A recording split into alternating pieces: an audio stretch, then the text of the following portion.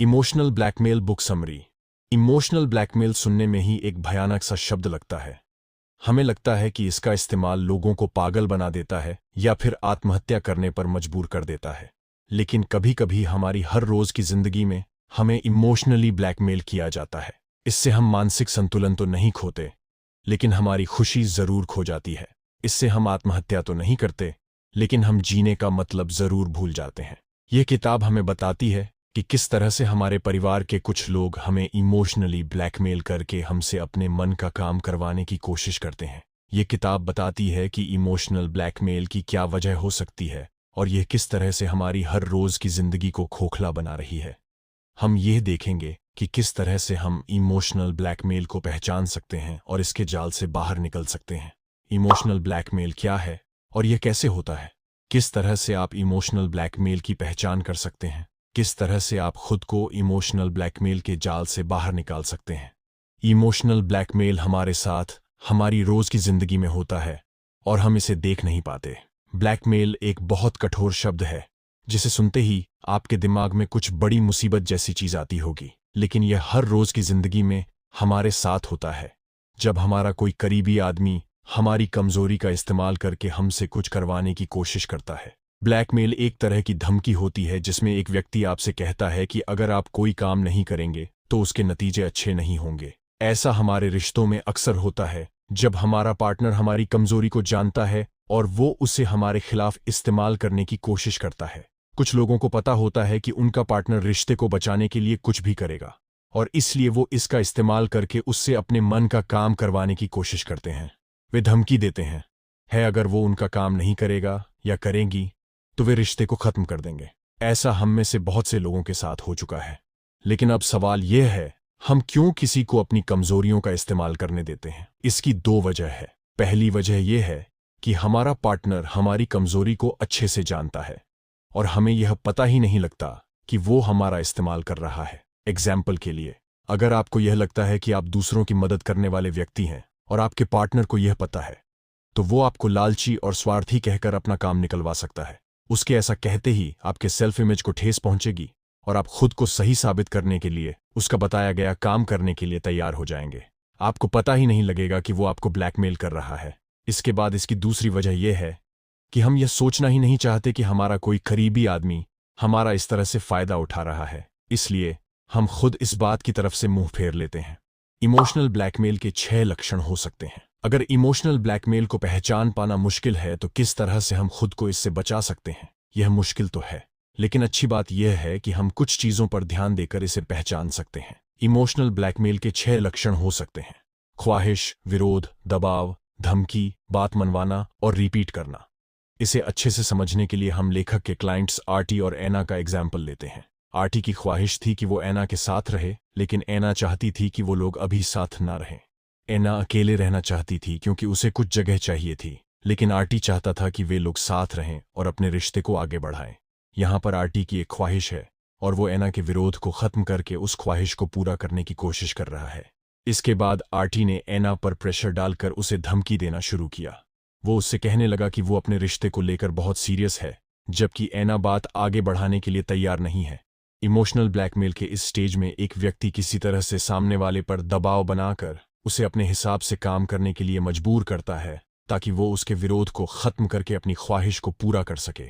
Arty कहने लगा कि एना उनके रिश्ते को लेकर सीरियस नहीं है और एना को इससे लगने लगा कि कहीं उनका रिश्ता खत्म ना हो जाए। इसलिए उसने आर्टी की बात मान ली और उसे अपने साथ रहने दिया। लेकिन बात यहां पर खत्म नहीं होती। अब इमोशनल ब्लैकमेल का आखिरी स्टेज शुरू होता है, जिसमें एक व्यक्ति को यह पता लग जाता है कि किस तरह से वो सामने वाले की कमजोरी का फायदा उठाकर उसे मना सकता है। यह पता लग जाने के बाद वो व्यक्ति इसका इस्तेमाल बार बार करता है। इस तरह से इमोशनल ब्लैकमेल का एक साइकिल शुरू हो जाता है। डर, एहसान और पछतावे का इस्तेमाल करके एक इमोशनल ब्लैकमेलर हमारा फायदा उठाता है। वैसे तो हर एक भावना अपने आप में जरूरी होती है, लेकिन जब इन भावनाओं का इस्तेमाल कोई अपने फायदे के लिए करने लगता है तो उसे इमोशनल ब्लैकमेल कहा जाता है। यहां पर हम उन 3 भावनाओं की बात करेंगे जिनका इस्तेमाल करके एक इमोशनल ब्लैकमेलर हमसे अपना काम करवाने की कोशिश करता है। सबसे पहला है डर। इसकी मदद से एक इमोशनल ब्लैकमेलर आपको यह एहसास दिलाने की कोशिश करता है कि अगर आपने उसकी बात नहीं मानी तो नतीजे कितने बुरे हो सकते हैं। इस तरह से वो आपको डराता है, लेकिन ऐसा करने वाले एक तरह से खुद भी डरे होते हैं। एग्जाम्पल के लिए मार्गरेट और मार्क को ले लीजिए। मार्गरेट घर चलाने के लिए पैसे कमाती थी और मार्क को डर लगता था कि कहीं वो उसे छोड़कर किसी दूसरे कामयाब आदमी के पास ना चली जाए। इसलिए मार्क हमेशा मार्गरेट को यह एहसास दिलाने की कोशिश करता था कि किस तरह से उससे मिलने से पहले वो अकेली और उदास महसूस करती थी। वो उसे बताता था कि अगर उसने उसे छोड़ा तो वो फिर से अकेली पड़ जाएगी, क्योंकि कोई भी उसे उसकी तरह प्यार नहीं कर सकता। मार्क यहाँ खुद डरा हुआ है और इसलिए वो मार्गरेट को डराकर उसे अपने पास रखने की कोशिश कर रहा है। इसके बाद जो भावनाएं आती हैं वो हैं एहसान और पछतावा।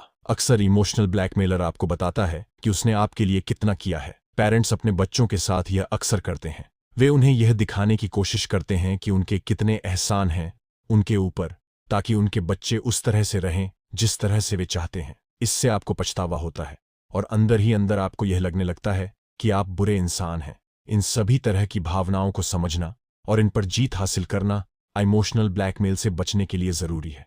आपको इमोशनल ब्लैकमेल में और रिश्ते की समस्याओं के बीच का अंतर समझना होगा।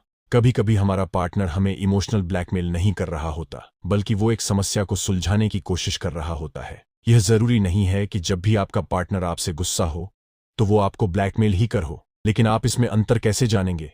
एक आसान सा अंतर यह है कि एक इमोशनल ब्लैकमेलर हमेशा जीतना चाहता है और वो आपकी भावनाओं के बारे में सोचे बिना आपसे बस कुछ करवाने की कोशिश करता है, जबकि दूसरी तरफ कभी कभी एक पार्टनर किसी समस्या का समाधान निकालने के लिए काम करता है। ऐसा पार्टनर अपनी भावनाओं के साथ साथ आपकी भावनाओं के बारे में भी बात करेगा और अंत में एक ऐसा समाधान खोजने की कोशिश करेगा जिससे दोनों का फायदा हो सके। एग्जाम्पल के लिए, बहुत से पार्टनर होते हैं जो अपने पार्टनर की पुरानी गलतियों को बार बार सामने लाकर उनसे अपने मन का करवाने की कोशिश करते हैं। इस तरह के लोग सिर्फ आप पर काबू पाना चाहते हैं, जबकि कुछ लोग अपने पार्टनर की पुरानी गलतियों को माफ कर देते हैं और उसे कभी ऊपर नहीं आने देते। इस तरह से वे उस समस्या को सुलझा देते हैं, न कि उसका इस्तेमाल सारी उम्र करके आपको बुरा महसूस कराने की कोशिश करते हैं। खुद को इमोशनली ब्लैकमेल से होने बचाना सीखिए। कुछ लोगों का फायदा उठाना आसान होता है। इस तरह के लोगों में 4 तरह की खासियत हो सकती है। वे खुद को सही साबित करने की कोशिश करते हैं। वे अपनी गलतियां मानने से कतराते हैं। वे खुद को गिरी हुई नजर से देखते हैं। वे दूसरों को बचाने की कोशिश करते हैं। इस तरह के लोगों की कमजोरी का फायदा उठाकर एक इमोशनल ब्लैकमेलर आसानी से इनसे अपना काम करवा सकता है। जब कोई खुद को बड़े दिल वाला साबित करने की कोशिश करता है तो उसे मतलबी कहकर उसका फायदा उठाया जा सकता है। अगर कोई यह मानने से कतराता है कि उसने गलती की है तो वो उसे छिपाने की कोशिश करता है। फिर हम उसका सच सबके सामने लाने की धमकी देकर उससे अपना काम करवा सकते हैं। अगर कोई खुद को बुरी नजर से देखता है तो उसका आत्मविश्वास कम होगा और उसका भी फायदा उठाना आसान हो जाएगा। और जो अपने रिश्ते को बचाने की कोशिश कर रहा है या अपने पार्टनर को तकलीफ में नहीं देखना चाहता, वो रिश्ते को बचाने के लिए या फिर अपने पार्टनर को तकलीफ से बचाने के लिए उसकी बात मान जाता है। एक बार जब आप इमोशनल ब्लैकमेल के शिकार हो जाते हैं तो ब्लैकमेलर को यह पता लग जाता है कि उसे आपका इस्तेमाल कैसे करना है और वो आपका फायदा उठाता रहता है। ये सिर्फ एक बार नहीं होता, बल्कि बार बार होता रहता है। इमोशनल ब्लैकमेल से बचने के लिए आप कुछ तरीकों का इस्तेमाल कर सकते हैं। इमोशनल ब्लैकमेल से बचने के लिए सबसे पहले यह देखिए कि आप कैसा महसूस कर रहे हैं।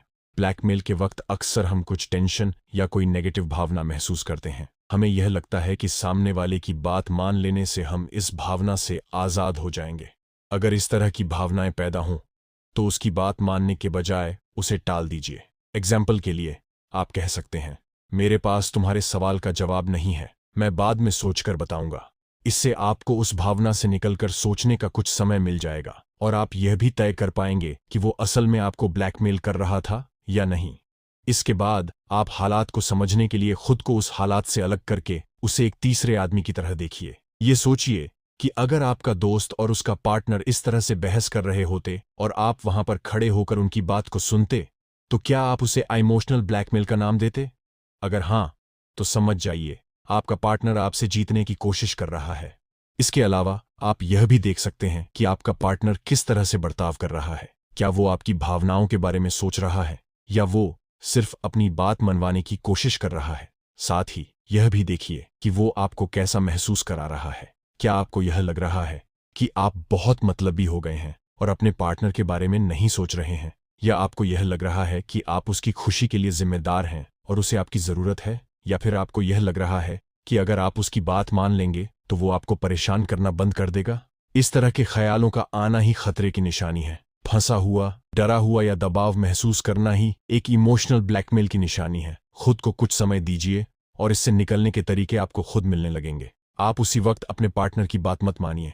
अपनी सीमाओं को समझिए और उनके बारे में अपने पार्टनर से बात कीजिए। रिश्ते में झगड़े अक्सर इसलिए हो जाते हैं क्योंकि दोनों लोगों को यह नहीं पता होता कि उनके पार्टनर को क्या नहीं पसंद है। जब भी दो लोग डेट पर जाते हैं, वो एक दूसरे से एक दूसरे की पसंद ही जानने की कोशिश करते हैं। तो आपको सबसे पहले यह जानना होगा कि एक रिश्ते में आपके पार्टनर को किस हद में रहना चाहिए। अपने पार्टनर के एक्शन को समझिए और उसके उन एक्शंस की वजह से आपने जो महसूस किया उसे भी समझिए।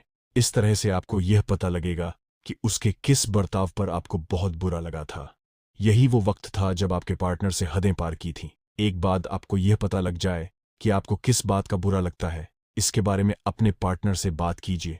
उसे यह बताइए कि आप आगे से इस तरह के बर्ताव को बर्दाश्त नहीं करेंगे। इस बात को शांति से कहिए। अपने पार्टनर की भावनाओं को भी समझिए और उससे कहिए कि आप समझ सकते हैं कि आपकी इन बातों से उसे तकलीफ हो रही होगी। उसे बताइए कि आगे से आप पछतावे में या डर में आकर कोई काम नहीं करेंगे। उसे बताइए कि उन्हें अपने रिश्ते को बेहतर बनाने के लिए काम करना होगा। अपनी बात को इस तरह से अपने पार्टनर के सामने रखिए जिससे उसे यह लगे कि आप उसके साथ बात करके एक समस्या को सुलझाने की कोशिश कर रहे हैं, ना कि उसके ऊपर इल्जाम लगा रहे हैं। इसके बाद भी अगर आपका पार्टनर रिश्ते को बेहतर बनाने के लिए काम करने के लिए तैयार नहीं है, तो आपको उस रिश्ते को खत्म करने के बारे में सोचना चाहिए। अगर आप रिश्ते को बेहतर बनाने पर काम नहीं कर सकते, तो उसे खत्म करने में ही सबकी भलाई होगी। इस तरह से आप खुद को इमोशनल ब्लैकमेल के जाल से बाहर निकाल सकते हैं। कंक्लूजन, इमोशनल ब्लैकमेल को पहचान पाना इतना मुश्किल इसलिए होता है क्योंकि कभी कभी हम खुद यह नहीं सोचना चाहते कि हमारा पार्टनर हमारा फायदा उठा रहा है। इससे निकलने के लिए सबसे पहले आपको यह जाना होगा कि आपकी हदें क्या हैं और उसके बारे में अपने पार्टनर से बात करना होगा। आपको खुद को भावनाओं में बहकर फैसला लेने से रोकना होगा और अपने रिश्ते को बेहतर बनाने के लिए काम करना होगा। अपने अंदर की आवाज़ सुनिए। अगर आपको लगे कि आपका पार्टनर आपसे कुछ ज्यादा ही उम्मीद कर रहा है, तो आप इस ख्याल को अनदेखा मत कीजिए। इस भावना को महसूस कीजिए और इसके अंदर छिपे पछतावे को या डर को पहचानने की कोशिश कीजिए। अगर आपको खुद के लिए खड़ा होना है, तो आपको यह जानना होगा कि आपको कौन सी चीज कमजोर बनाती है। एक बार आपको उसका पता लग जाए, तो आप उससे लड़ सकते हैं। आपको यह बुक समरी कैसी लगी, हमें कमेंट करके जरूर बताइए। और ऐसी बुक समरी की वीडियो देखने के लिए हमारी चैनल को सब्सक्राइब करें। Thank you. बाय।